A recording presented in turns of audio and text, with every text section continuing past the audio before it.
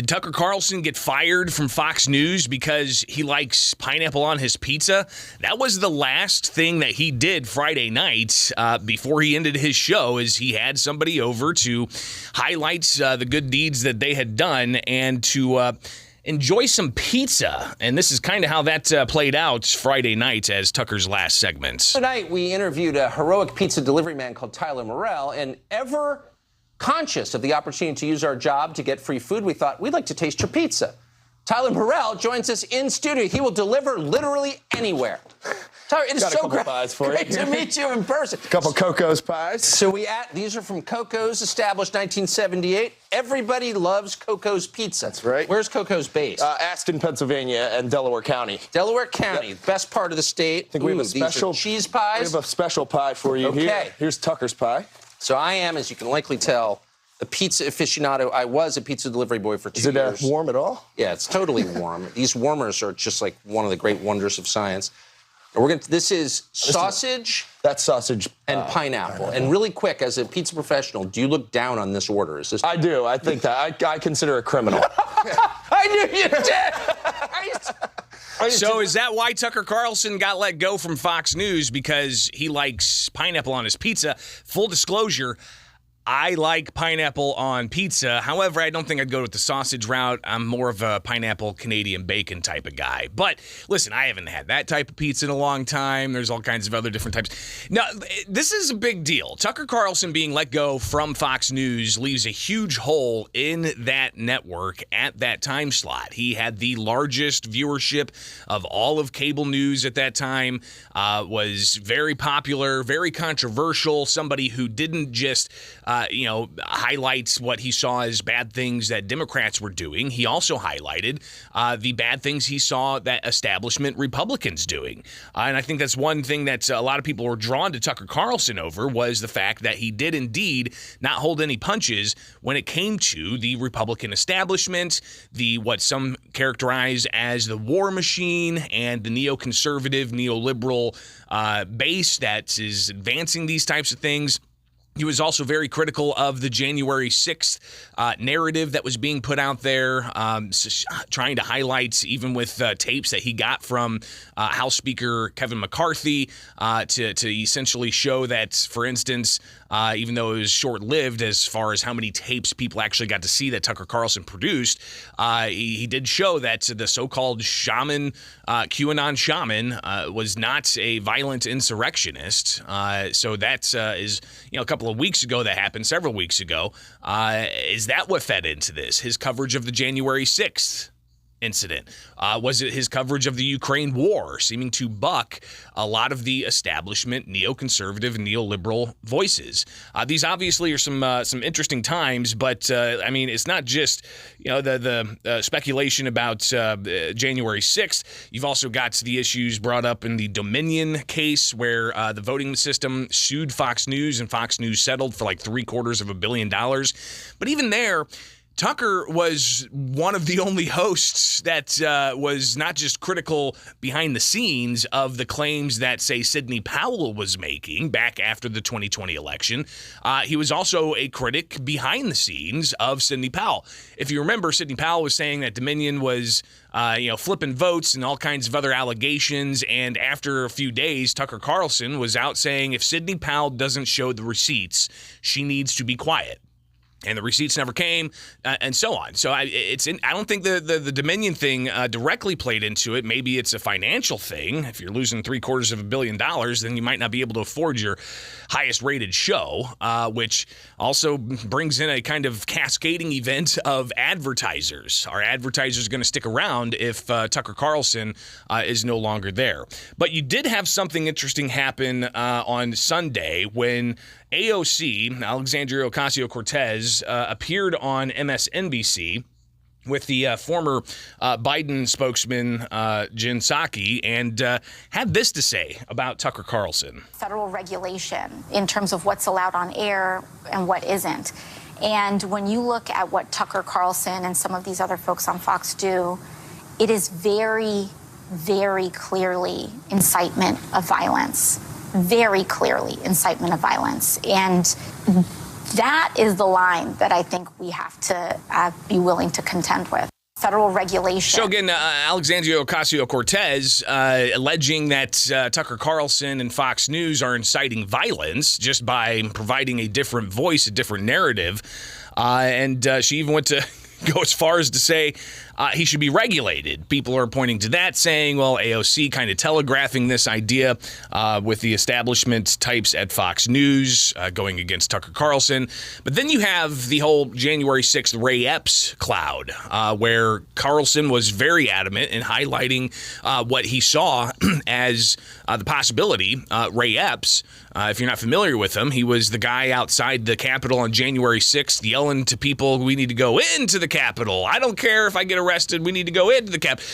Well, Ray Epps has never been arrested, even though he did broach the Capitol and was actually telling people to commit crimes by saying going into the Capitol. That's what people are saying about Ray Epps and the questions as to why he's not arrested, why he's not charged with the various things that other people have been charged with in January 6th, and what kind of relationship does he have with federal agencies? These were questions that were asked by members of Congress. These are things that Tucker Carlson also highlighted quite a bit of. But Ray Epps had a feature piece on 60 Minutes on Sunday where he characterized Carlson and Fox as going after him and trying to destroy his life. Here's Ray Epps talking with 60 Minutes. He's obsessed with me. He's going to any means possible to destroy my life and our lives. Why? To shift blame on somebody else. If you look at it, Fox News, Marjorie Taylor Greene, Ted Cruz, Gates, they're all telling us before this thing that it was stolen. So you tell me, who has more impact on people, them or me?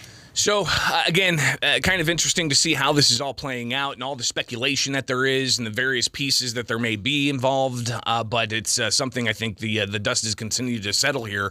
And what happens? Is this going to bolster independent media? Is this going to bolster independent voices? Are people going to continue to flee from subscribing to cable TV? I cut my cable cord back in 2008 when I saw most of the major mainstream media outlets and the news outlets parroting the same talking points all over the place.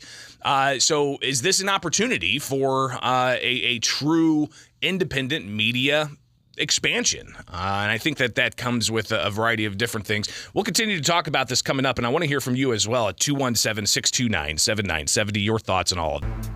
I appreciate everybody in the chat room suggesting that, first off, I should try to get an interview with Tucker Carlson. I wouldn't even know where to start, quite honestly, and he's probably got a line of people ready to talk to him. I wouldn't be surprised if he pops up on Joe Rogan's podcasts, for instance, as kind of an opening salvo to whatever there may be in Tucker's future. He definitely has a future with a large audience. I'm sure will follow wherever. But others saying that I hear Tucker's going to be on WMAY as Greg's co-host. Tucker at 9 a.m. with the lead by Greg Bishop, local followed by national news. Look at that. You guys are awesome. A quick programming note, just for you who are diehards tuning in each and every morning. I am off on Wednesday, tomorrow, through Wednesday of next week. All right, it's pre-planned, just taking the week off, and just wanting to make sure you guys know that I will not be live Wednesday through Wednesday, coming up tomorrow. I will provide a few updates, especially when it comes to the gun litigation, if we have some things happen, which I fully anticipate things are going to happen. So I'll definitely be posting some videos there. And we'll talk about it when we get back live, but just wanted to let you know, all right? Nothing related with what's going on with the cable news shakeup, all right? And Tucker Carlson out at Fox News. Don Lemon is out at CNN. You had a few other media heads that have dropped over the past few weeks. But back to what Tucker Carlson's recently said. He was on a podcast talking about media, and this was on the Full Send podcast, where he addressed how he, early in his career as a media talking head, as a cable news talk journalist, he talked about how he got some things wrong. And for too long, I participated in the culture where I was like, anyone who thinks outside these pre-prescribed lanes is crazy, is a conspiracy theorist.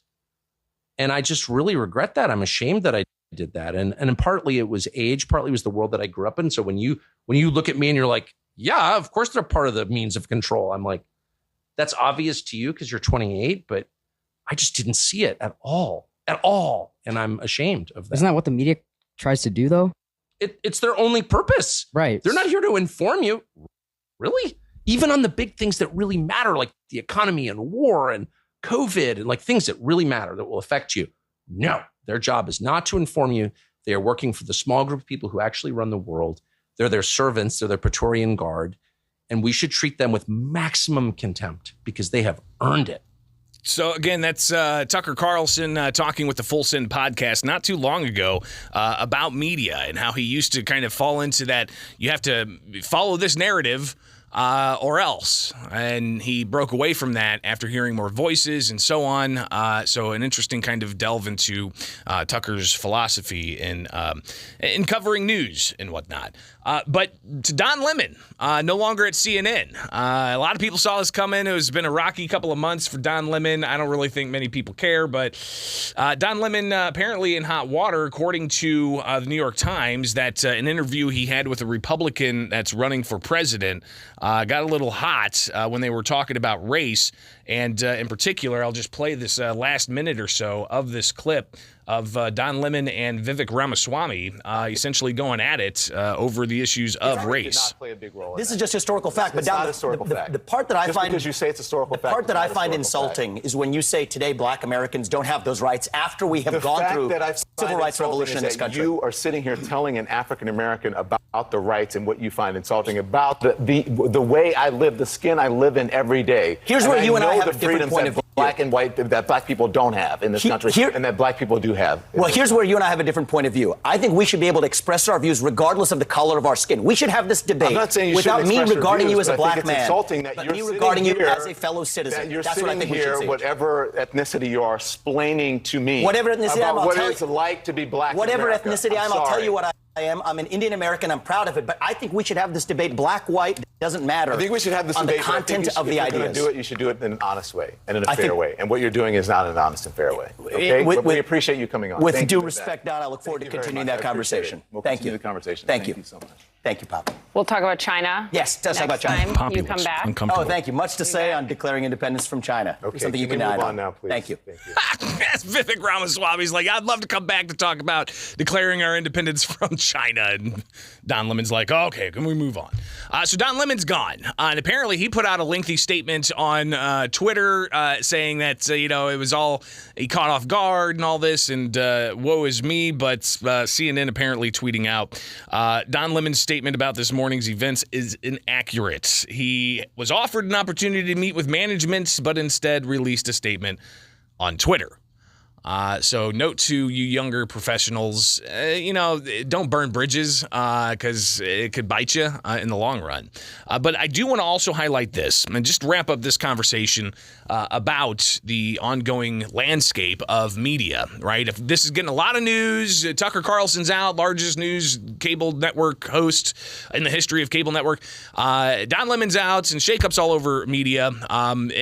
That's going to be a distraction here. And I think that Tim Robbins, of all people, that's right, the actor Tim Robbins, who coincidentally was in a show where his name was Greg Bishop. I haven't seen the show. I think it was on Showtime a couple of years ago. But he's also in some of my favorite films, including Jacob's Ladder, Shawshank Redemption. You know Tim Robbins. He posted this on Twitter recently, and I want to read through this because this is really, I think, where we need to actually focus, not on who's on what network TV show and all that. This is where I think the rubber meets the road. Tim Robbins said recently, independent journalist Matt Taibbi, Michael Schellenberger, and Barry Weiss have been exposing a massive censorship operation by the U.S. government to control content on social media and eliminate any dissenting voices. Have you read their reporting? Or are you listening to the embarrassed, compromised hacks from the media that are covering their tracks? Could be the most important story related to our personal freedoms in the U.S., and it's being buried. Mainstream media have not only ignored the story, but now attack the journalists, effectively serving as a thuggish censorship arm of the government. Meanwhile, Stacey Plaskett, Representative Jeffries, Representative Jerry Nadler threatened journalist Matt Taibbi with jail time. What an embarrassment, shameful time to the Democrats and the free press. You are losing any shred of credibility you had, you expletive fools. Oh, and by the way, hashtag free Assange. So Tim Robbins, I think, really kind of getting to the crux of what it has been happening outside of what voices wear. You've got some serious issues with a kind of collusion of big government and big social media for years having manipulated the narrative. And the quicker we catch on to that, the more judicious you will be in discerning what's good news coverage and what's just propaganda. So I think that really is where we should wrap up this conversation.